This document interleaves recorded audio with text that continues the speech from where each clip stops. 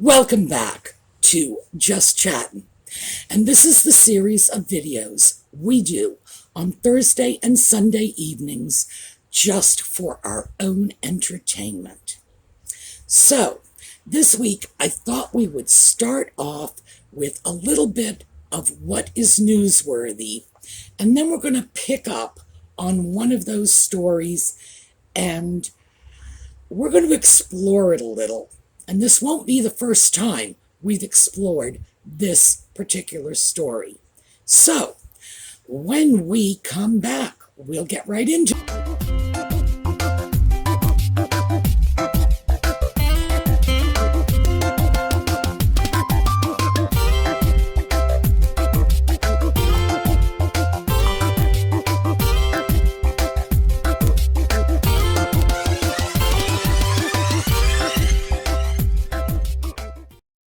As always, when I do these videos, if I start sourcing the media, I give you links in the video notes so you can go take a look at the articles yourself and assure yourself that I'm not quoting out of context or I'm not pulling something out of there that isn't there. Sometimes, however, I do pull things out of there that were not intended.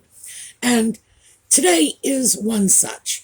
So let's start off with a Newsweek article that shows nutmeg and ginger's polls are at their lowest. Well, here's the thing. The numbers that were quoted in this particular story are not the lowest. Apparently, there was another poll that came out and it showed even lower numbers.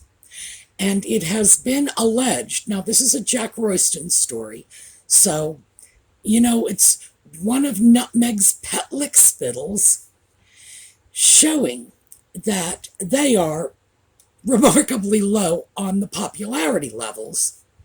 But it has been alleged that this particular story was released because there's yet another story out there, more recent, to show that they're even lower. So this was some form of damage control. I don't know what to say. As damage control goes, it's not very good, but hey. South China Morning Post. This is another one. So let me pull this up and read you. Nutmeg's media coordinator, I guess this is her press secretary, has recently quit. Now, her people quit all the time. That's not news. Here's the paragraph in particular. Holness, that's the media person. Holness's quitting attracted some attention, but not for the right reasons. Beatrice Cardenas, a California congressional candidate, took to Twitter to write that the couple are pretty much unknown in that state. Quote, global press secretary, crying with laughter emoji. Does their fantasy world involve an intergalactic press secretary too?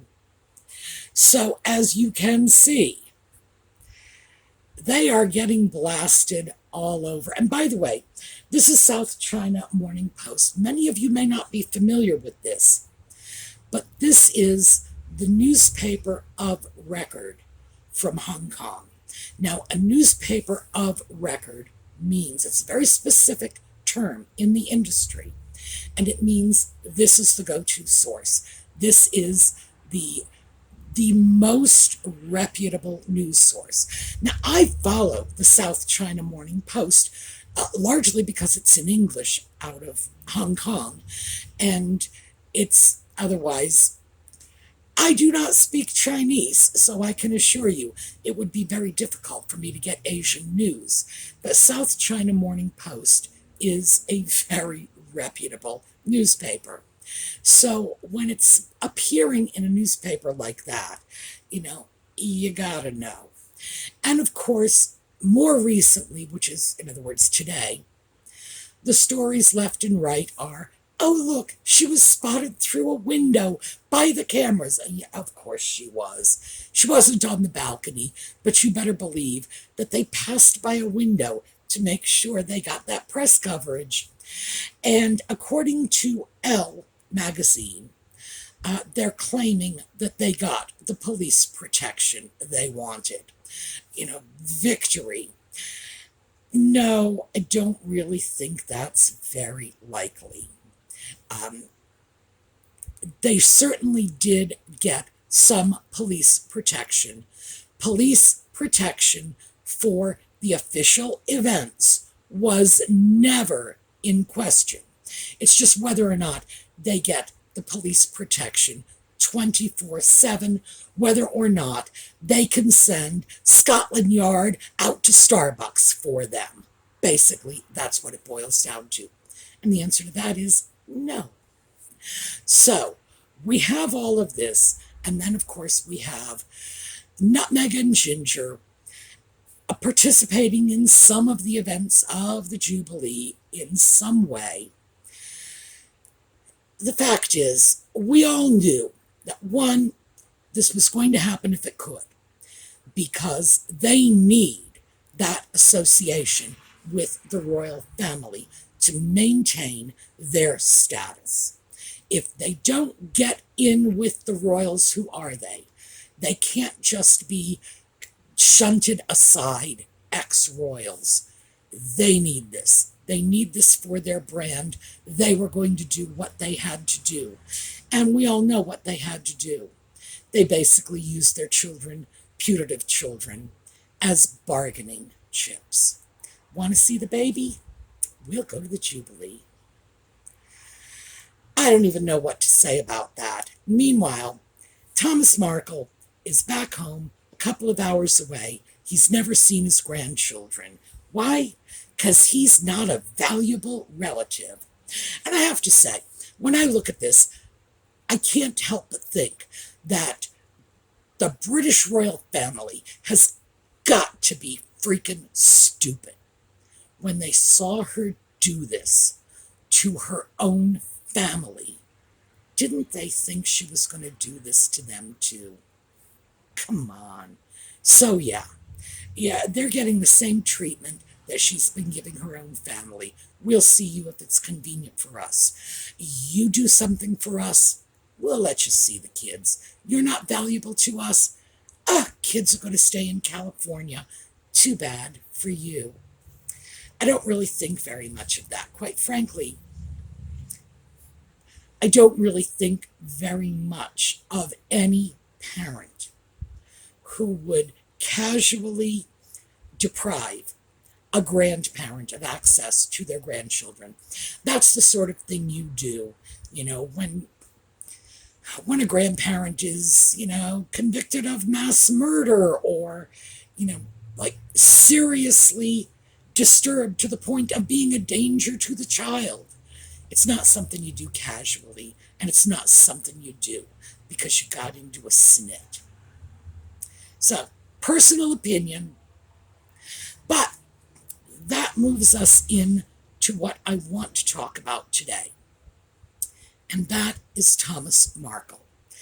And I've seen a lot of stories. I've even gotten emails from people saying, do you think this stroke is just a publicity stunt?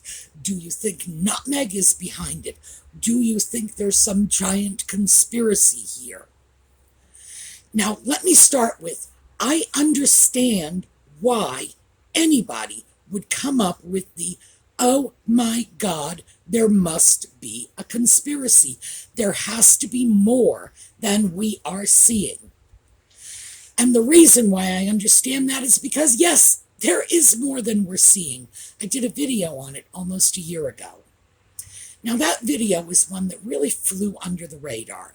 And I actually did a count today and took a look at where that video placed in terms of popularity among my videos. It is number 100.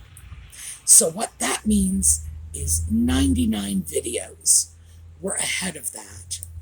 Here's the thing.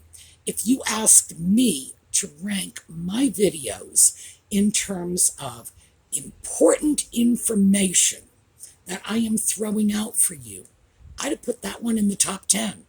Still, way below the radar. So I'm going to give you a link to it, but I'm also going to deal with what I think the problem was with that video. And that is, I was talking about a very complex conspiracy.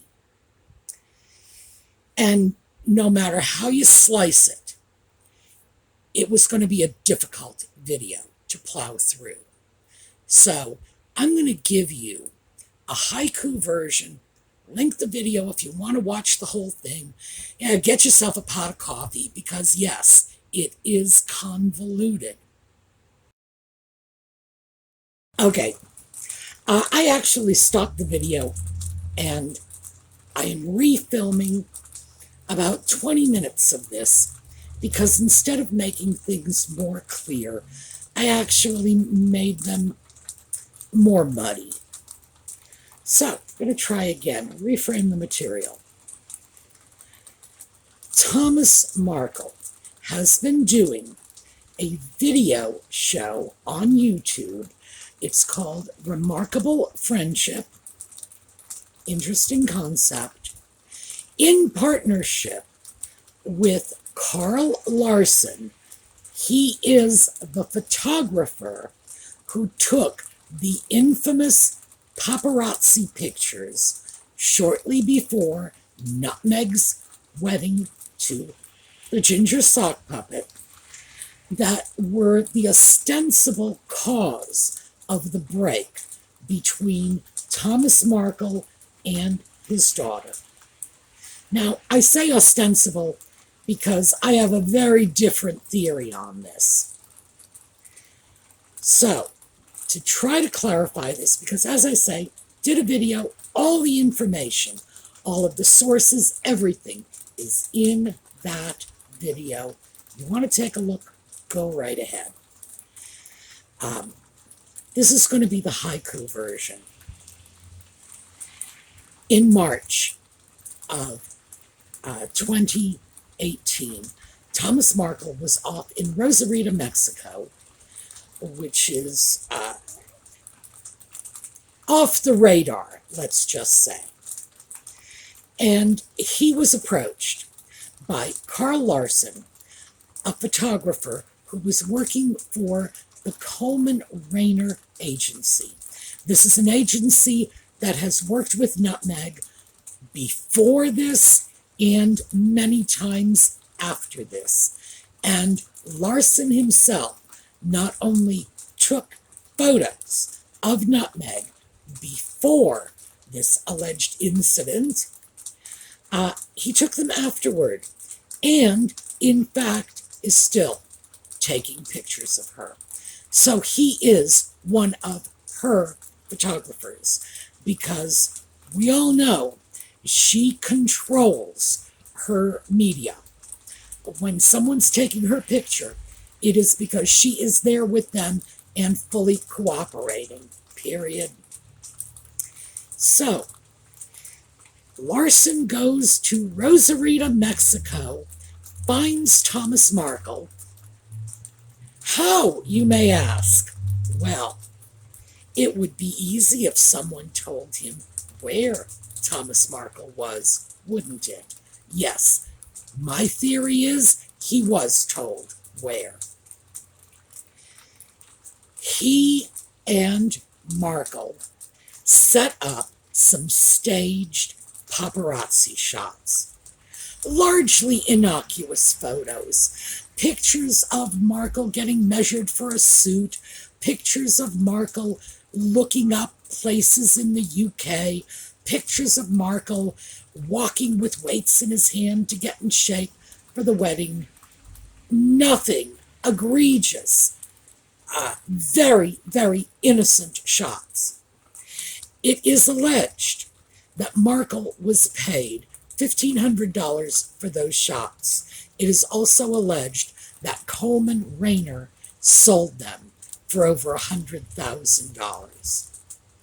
Don't know if this is true. That's what's out there. The shots were not made public. This happened in March. The shots were not made public until 10 days before the wedding. And this was 3 months later in May. And shortly thereafter, in fact, 72 hours later, that's all, 72 hours later, the pictures were exposed as fraudulent. Now, they weren't just exposed. Somebody said, oh, look, these are fakey pictures. The exposure included video footage from the internet cafe that they had used for one of their photos.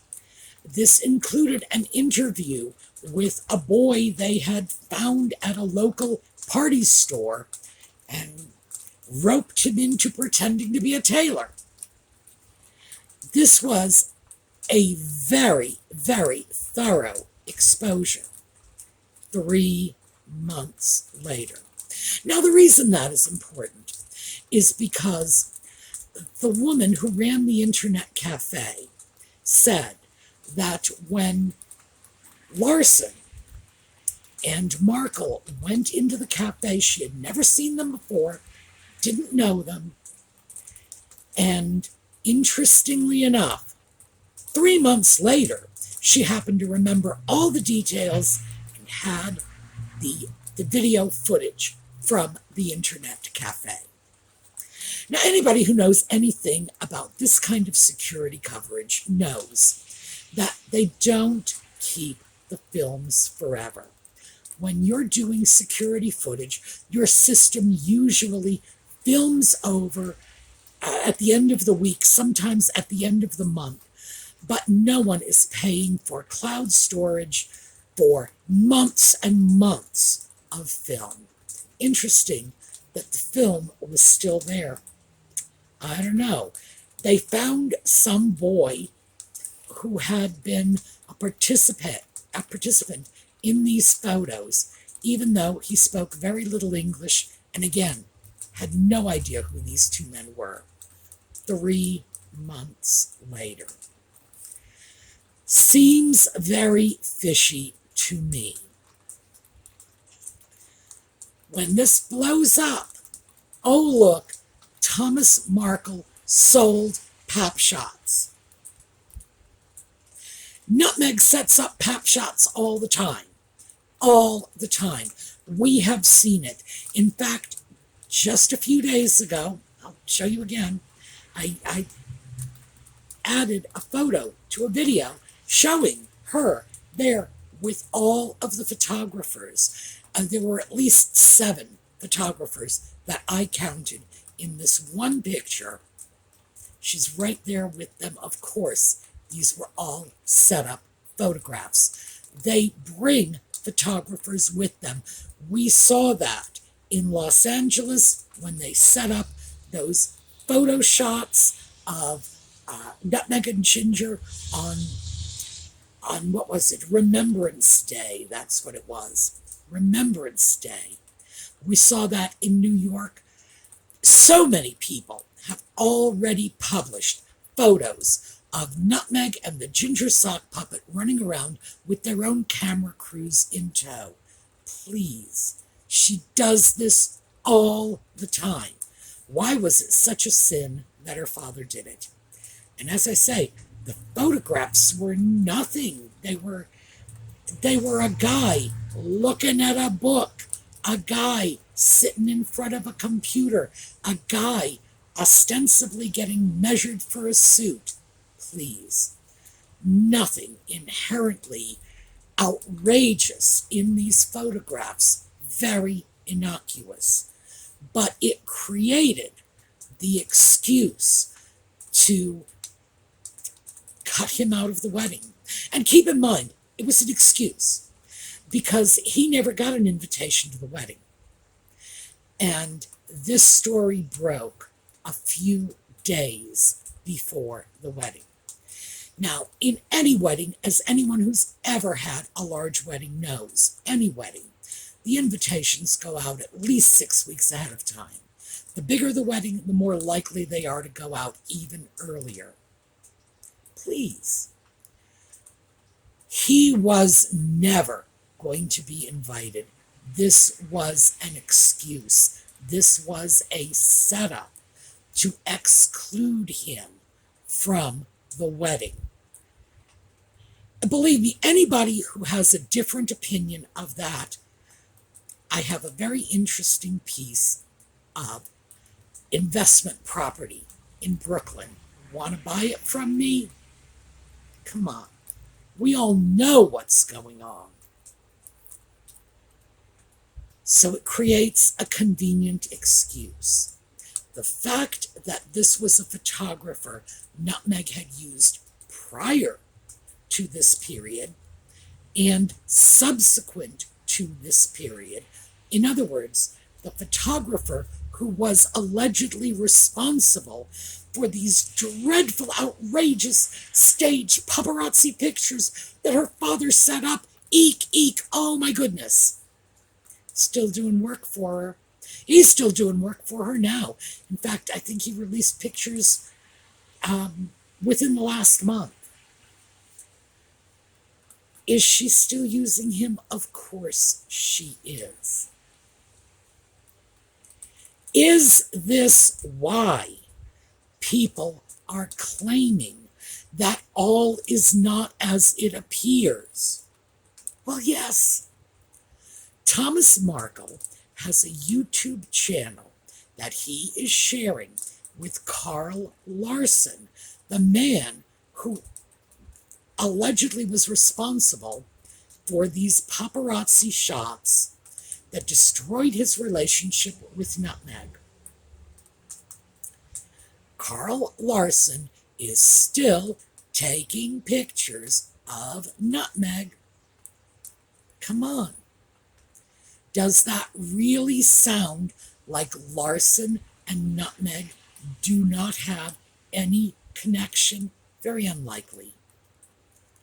Why would people not be able to follow the dots from Nutmeg to Larsen to Thomas, back to Larsen, back to Nutmeg, in this never-ending circle? And why would people not look at that and say, can we trust this? It seems very reasonable to me that people are questioning this. And frankly, I see no reason at all for Larsen and Markle not to address this. If, in fact, there's nothing going on and there is no connection back to Nutmeg, why not address it? Why not just say, this is what's happening?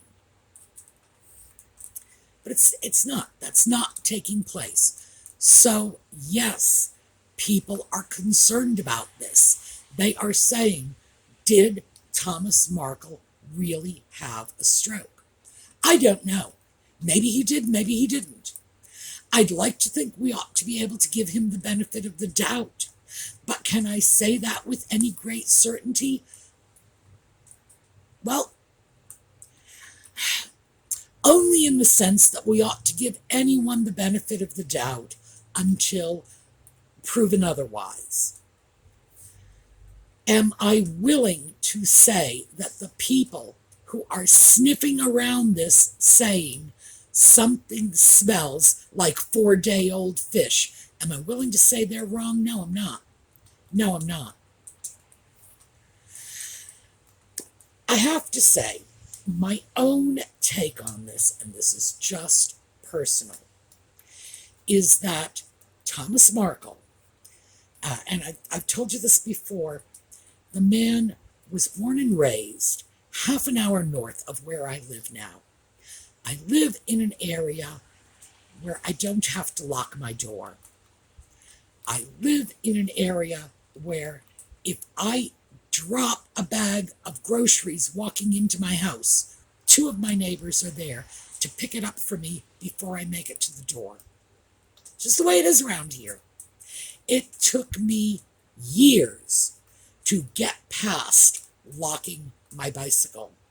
And the only reason I stopped was because too many people were coming up to me saying, "What is that strange thing you're wrapping around your bike?" These are people who never saw a bicycle lock, honestly. It's just the way it is around here.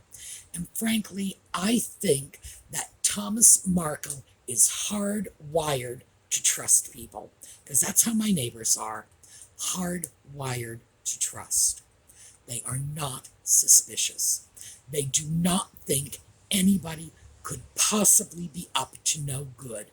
And even if you said, "Oh, look, here's a wanted poster of that strange man you were talking to," they would still be very likely to say, "Oh no, he was such a nice fellow." It's just the way it is. So what I think is going on is that Thomas Markle is being played yet again. To what end, I do not know. I never would have guessed that those paparazzi shots before that wedding were designed to exclude him from the wedding party. I wouldn't have thought, for one thing, that it was enough of an excuse, frankly. Never would have occurred to me that anyone would stand in front of the general public saying, "My daddy cannot come to my wedding because he did staged paparazzi shots," which is something I've been doing for years. The chutzpah alone would have just completely ruled that out for me. But the point is, I totally understand why people are looking at this saying, "Karl Larsen, Thomas Markle, why are we believing anything? The last time the two of them got together, fake paparazzi shots." I get it. Let's face it, when you've blown your credibility once, you have to work twice as hard to get it back. And frankly, it doesn't help that Larsen recently came out saying that he had gone to an open house that a real estate agency was holding at the house next door to Doria Ragland's, saying that he heard the sounds of children playing in Doria Ragland's backyard, and suggesting that these were surely the putative Sussex children, and he ended up having to backpedal on that. The fact is, we are talking about a man whose credibility is completely shot, and we are talking about another man, Thomas, who is, talk about an easy target. Like I say, this guy is hardwired to believe any story you give him. So, bottom line, the video, I put up a card to it that I did about that whole paparazzi thing.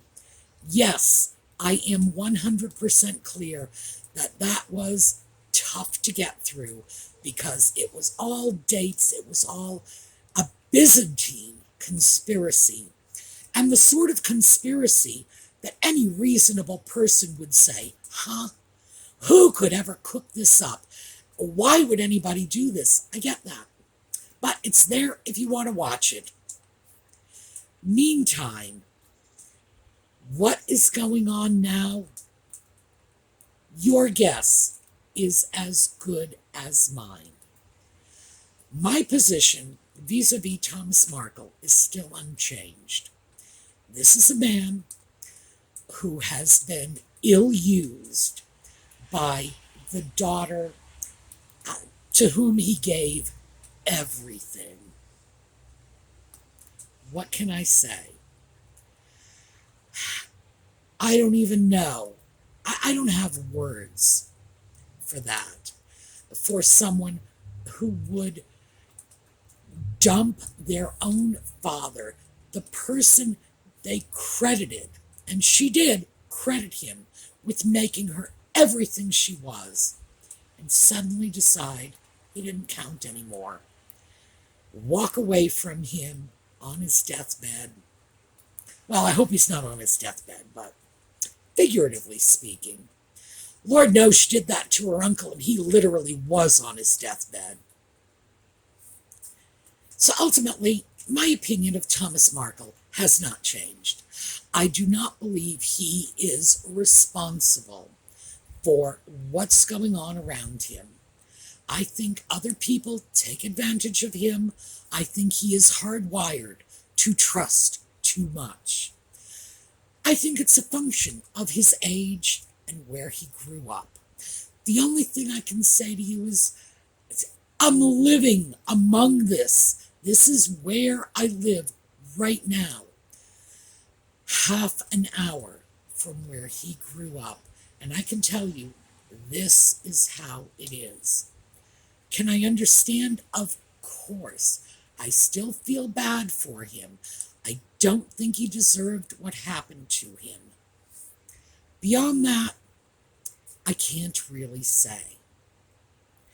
But because we are in the midst of the Royal Jubilee, I am going to sign off with a slideshow of the Queen. I've got a lot of them.